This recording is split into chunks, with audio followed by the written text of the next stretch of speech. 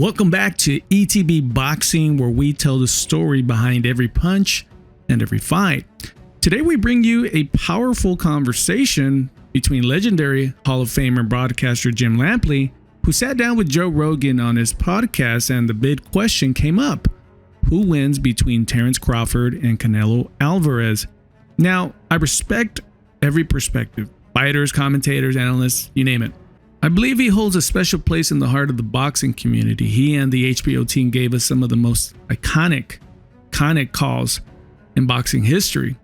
Why is Lampley's opinion so interesting to me? Because he's been up close when boxers made history. He's witnessed those rare nights when fighters didn't just win, they became legends. And you kind of get the sense he knows how to recognize when another one of those moments is on the horizon. That's why his voice carries so much weight to me.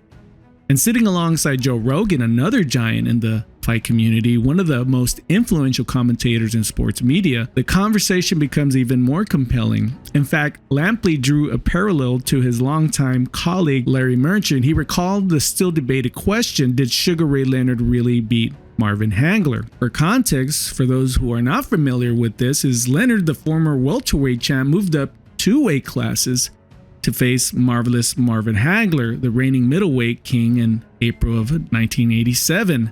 Leonard won a razor-thin split decision after 12 tactical rounds, a verdict still debated to this day. Fans and historians continue to argue who really deserved the nod that night. And that's the kind of significance we're talking about here. If Terence Crawford can pull this off against Canelo Álvarez, it will make Terence Crawford not only a special fighter, but a legend in the boxing community. Let's watch the conversation between Joe Rogan and Jim Lampley. Earlier we talked about Canelo versus Crawford. Yes. Do you think Terence Crawford can beat Canelo Álvarez? Yeah, I think he can win. Okay. I don't know if he's going to win, but I think he can win. So but he's going to have to box a brilliant fight. Okay, what kind of a fight? I'm going to get to that. I asked the great Larry Merchant, What did he say? 94 years old, living on Ocean Boulevard in Santa Monica, looking out at the ocean, reflecting on all the amazing things he did. And I asked Larry, I said, do you think Terence Crawford has a chance to beat Canelo Álvarez? And Larry said, Jim, did Ray Leonard get an official decision victory over marvelous Marvin Hagler? And I said, yes, he did. He said, well, if Ray Leonard could beat marvelous Marvin Hagler, then Terence Crawford can beat Canelo Álvarez. And I said, why do you say that?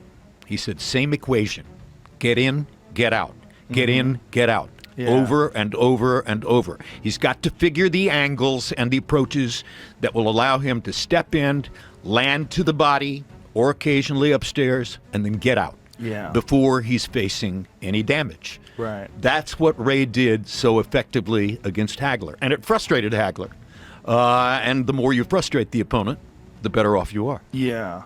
Canelo has such unique skills, and one of the weird things that he does that very few people since Rocky Marciano does is he punches your arms.